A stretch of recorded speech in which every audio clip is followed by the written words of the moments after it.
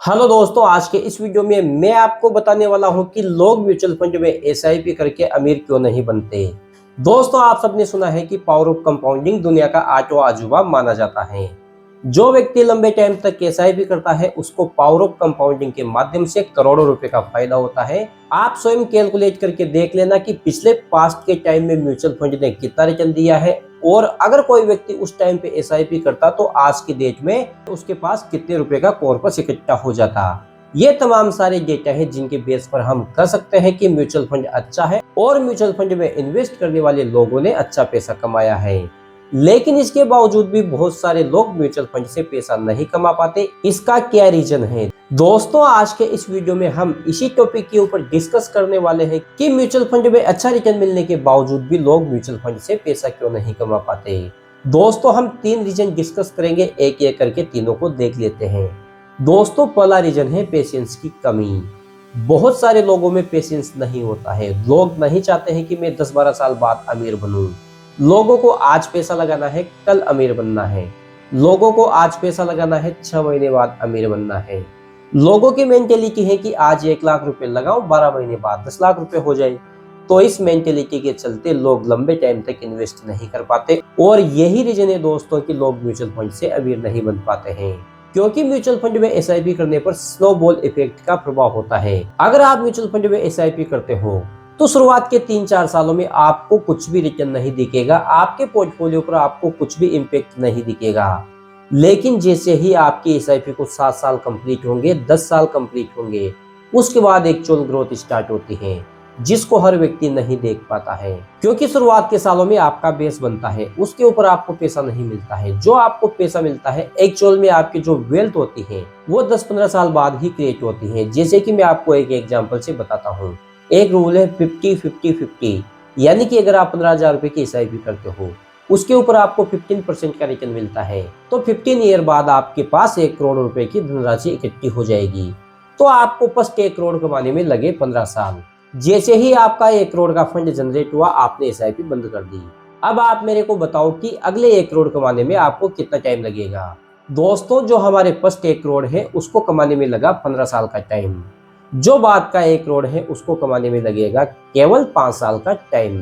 तो 20 साल में आप 2 करोड़ का फंड जनरेट कर पाते हो। तो दोस्तों, 15 साल में तो आपने 1 करोड़ कमाया। अगर आप 5 साल और देते हो तो 20 साल में आपके पास 2 करोड़ का पोर्टफोलियो इकट्ठा हो जाएगा। अगर उसको 5 साल और कंटिन्यू किया और वहां से भी आपको 15% का रिटर्न मिला तो 25 साल में आपके 2 करोड़ की वैल्यू 4 करोड़ हो जाएगी। तो 15 साल में आपने कमाया 1 करोड़ और अगले 10 सालों में आपने कमाया 3 करोड़, टोटल हो गए 4 करोड़। तो इस प्रकार से दोस्तों एसआईपी में हमें लंबा टाइम देना होता है। क्योंकि लोग लंबा टाइम नहीं दे पाते तो वो पैसे भी नहीं कमाते हैं। तो सबसे बड़ा रीजन यही है कि लोग एसआईपी तो करते हैं लेकिन अगले 2-3 सालों में अमीर बनना चाहते हैं, जो कि पॉसिबल नहीं है। अगर एसआईपी से अमीर बनना है तो टाइम देना ही होगा। दोस्तों, अमीर ना बनने का दूसरा सबसे बड़ा रीजन है पैनिक सेलिंग।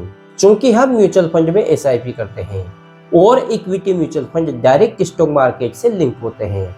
तो जब भी स्टॉक मार्केट में गिरावट आती है और किसी व्यक्ति को उसका पोर्टफोलियो लॉस में दिखाई देता है तो वो पैनिक सेलिंग करके अपनी यूनिट्स को बेच देता है, म्यूचुअल फंड को सेल कर देता है। अब आप मेरे को बताओ कि किसी के पास 20 लाख का पोर्टफोलियो था, उसमें 15% की गिरावट हो गई, 20% की गिरावट हो गई, वो भी उसने लॉस में सेल कर दिया तो एक तो उसको लॉस हो गया और बाद में जो मार्केट में तेजी आती उसकी अपॉर्चुनिटी मिस हो गई।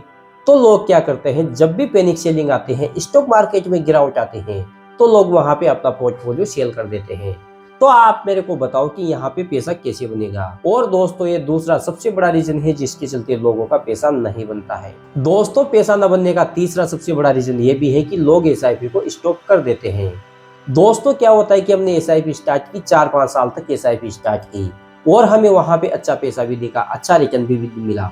लेकिन क्या हुआ, 5 साल बाद स्टॉक मार्केट में गिरावट आ गई और जो रिटर्न हमें मिला था वो सारा वाइप आउट हो गया और हमारा पोर्टफोलियो लॉस में चला गया। तो लोग डर के मारे एसआईपी को क्लोज कर देते हैं। लोगों को ऐसा लगता है कि मार्केट पता नहीं कहां तक नीचे जाएगा और इसके चलते लोग एसआईपी को बंद कर देते हैं। तो जब आपने पेड़ को ही काट दिया तो पेड़ ग्रो कैसे करेगा। तो दोस्तों, कभी भी एसआईपी को क्लोज नहीं करना है, कभी भी एसआईपी को स्टॉप नहीं करना है। तो दोस्तों, आज के वीडियो में मैंने आपको 3 रीजन बताए जिनके चलते लोग म्यूचुअल फंड में कभी भी पैसा नहीं कमा पाते।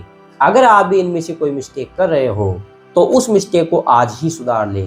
अगर आप भी म्यूचुअल फंड से पैसा कमाना चाहते हो तो जो रीजन मैंने बताए वो रीजन आपके पोर्टफोलियो में नहीं होना चाहिए, आपकी इन्वेस्टिंग जर्नी में नहीं होना चाहिए, तो फिर आपका पैसा बन जाएगा। अगर आपके पोर्टफोलियो में भी ये रीजन है तो आपका पोर्टफोलियो ग्रो नहीं होगा और आपको पैसा नहीं मिलेगा। तो दोस्तों आशा करता हूँ आज का वीडियो आपको अच्छा लगा होगा और वीडियो से आपको कुछ सीखने को मिला होगा। यदि वीडियो से कुछ सीखने को मिला हो तो चैनल को सब्सक्राइब करके बेल आइकन को हिट कर ले। तो दोस्तों मिलते हैं नए वीडियो में, तब तक के लिए बाय बाय।